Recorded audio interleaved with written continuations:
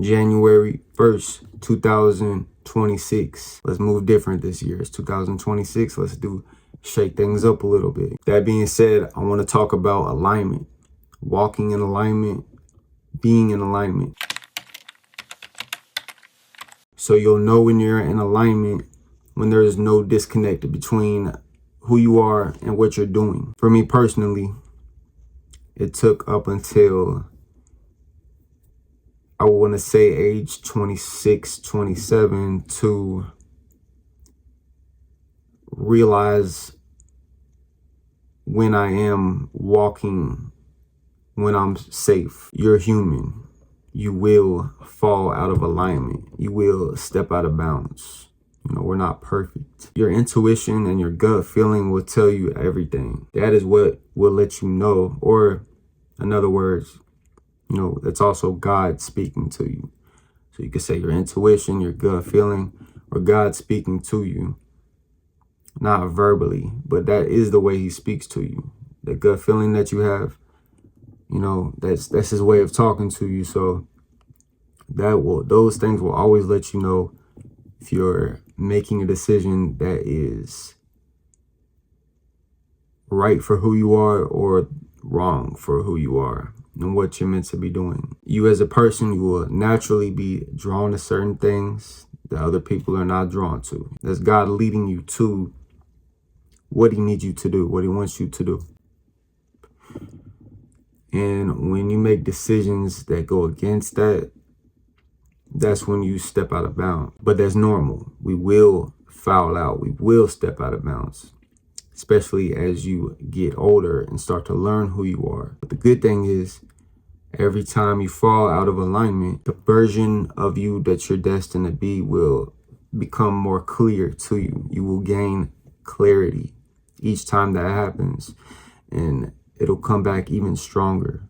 Your purpose, your drive will come back even stronger, and it'll propel you quicker, accelerate the process of you becoming you. So a few ways that you will know you're in alignment, that you're walking the right path, is you will have what's called peace beyond understanding, peace that you cannot explain, otherwise known as God's peace. Side note, man, it's the greatest thing. Just the peace that comes from God, bro. You can't buy peace. You can't put a price on peace. Peace of mind is everything. I could tell you, as a man in my 30s, there's nothing like having peace, bro. Peace is everything. You can make a lot of decisions that rob you of your peace if you're not careful. They say when you know better, you do better. For me, that was not always the case. Even when I did know better, I would still make poor decisions. And, I had to get to the root of that. I had to figure out why. It has a lot to do with, complex PTSD, the way I was raised to think. But what was I saying? So when you don't know any better and you step out of bounds, it's just a learning experience. The consequences usually are not terrible.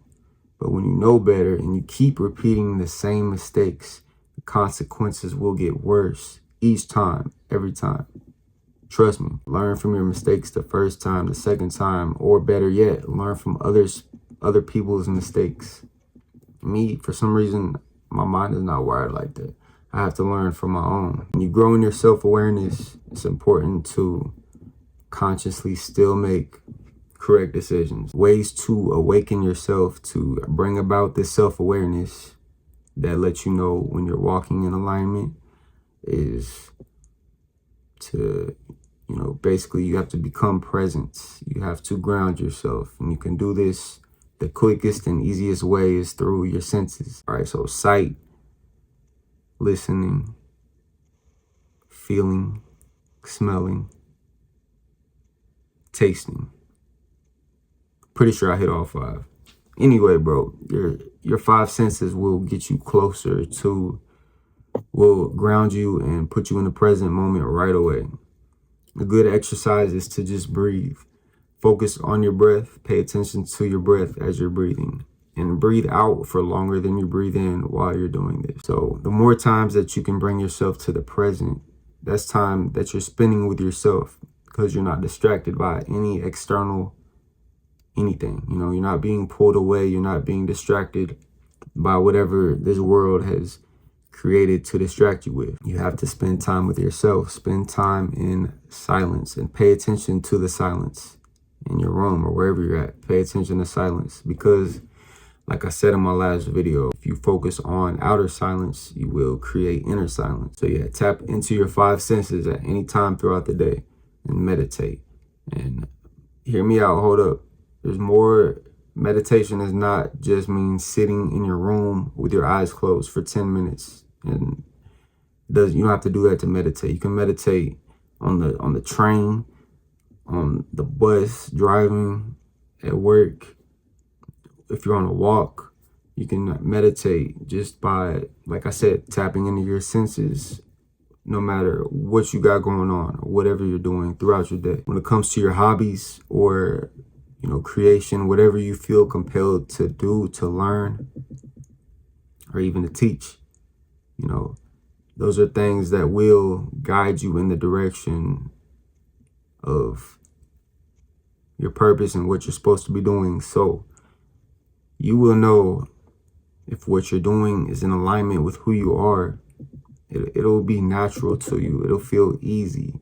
You won't have any resistance, inner resistance. Things will just flow. You'll be in a flow state. You'll just feel it, man. Like I said, you'll feel it. Your intuition will let you know. God will let you know that you're good. Whatever you're doing right now, you'll feel bliss. You'll feel that peace that I was talking about earlier. This is really important. Perspective is everything. We're naturally negative thinkers. Humans naturally think negatively. So stay mindful of that. You want to train your mind to let your mind know that anything that's going on is happening for you and not to you. Long-term thinking, because something could happen tomorrow that is bad, that seems bad. And in the present moment, it probably is bad. But that same situation, years later, that was bad back then, is now a good thing because of everything that came behind it, and the domino effect that it led to could have led to something beautiful happening that wouldn't have came about if that bad thing wouldn't have happened. So you can call something bad, but it can also be good way down the line. So regardless of how bleak something may look or seem, just train your mind to think that way, bro. Every situation withholds an opportunity. Say you get fired from your job. That's an opportunity to grow in your faith, to grow in trust within God and trust within yourself that everything will be okay, because everything always turns out okay. Things don't always turn out perfect, rarely ever, but things will always be okay. You lose your car. It's an opportunity to practice gratitude for the things you do have. And these situations I'm throwing out have happened to me. I've lost a car to a repo, totaled a car. You know, I can't drive now. I get my license back in February. But bro, I have not been able to drive for 2 years because of decisions that I've made. I look at me not being able to drive for the last couple years and not having a vehicle, not being able to legally drive, bro. Back then it was tough. And now I'm so grateful for it happening and everything that happened because of it. Another situation, let's say betrayal happens, whether a friend, a relationship, a family member. That's an opportunity to practice forgiveness. I'm not saying that you have to forgive them for them, because they may not change. They might still do the same thing. But, you know, forgiveness is for you. Because if you don't forgive, you hurt yourself in the long run. And even if you were the one that did something bad, even if you're the one that caused hurt or caused, you know what I'm saying? Like I've been a bad person. I've been a bad guy. You make a mistake like that, it's just nobody but you and God at that point. That's an opportunity to practice forgiving yourself. And that's way harder than, it's hard, bro, to forgive yourself when it comes to, it's just a difficult thing to do, but that might not have been a good example because I think that's a little deeper than the other ones. What's another situation that withholds an opportunity? Being looked over, being passed over, somebody else getting the opportunity that you wanted. Bro, believe there's bigger and better for you, man. You know, just that's an opportunity to practice patience, sit with the feeling of being humbled. I've been humbled countless amounts of times, bro, throughout my adulthood.